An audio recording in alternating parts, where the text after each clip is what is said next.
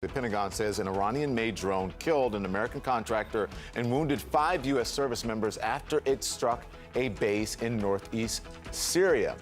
President Joe Biden responding with airstrikes against groups affiliated with Iran's Revolutionary Guard in Syria. And you can see ambulances rushing to that scene in what looks like a burning building off to the side.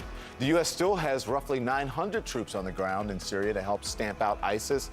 Just yesterday, their commander testifying to Congress about how Iran is using proxy militias to attack American soldiers with drones and rockets. So let's go to our national security reporter, Natasha Bertrand. She joins us live at the Pentagon. Natasha, good morning to you. This breaking overnight. The U.S. military says it's ready to respond, not just to this, but to any additional Iranian attacks if this continues to escalate. That's right, Poppy. And Secretary of Defense Lloyd Austin did issue a statement last night saying that he authorized this strike after President Biden ordered it in response to a series of attacks by these of groups affiliated with Iran's Revolutionary Guard Corps against U.S. personnel in Syria. This is not the first time that the U.S. has conducted these kinds of strikes, but it is these kinds of attacks are increasing, and the U.S. says that it's going to respond in a proportional way.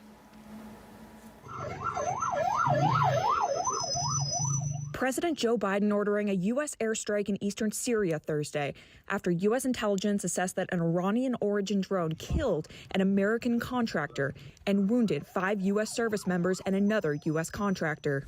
Biden authorized the strike, quote, against facilities used by groups affiliated with Iran's Islamic Revolutionary Guard Corps, Secretary of Defense Lloyd Austin said in a statement.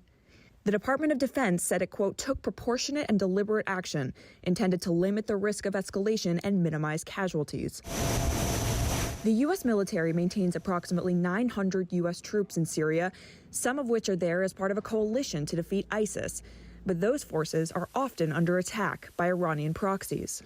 Iran's vast and deeply resourced proxy forces spread instability throughout the region and threaten our regional partners. The commander of U.S. Central Command said in a statement following the strike, quote, we are postured for scalable options in the face of any additional Iranian attacks.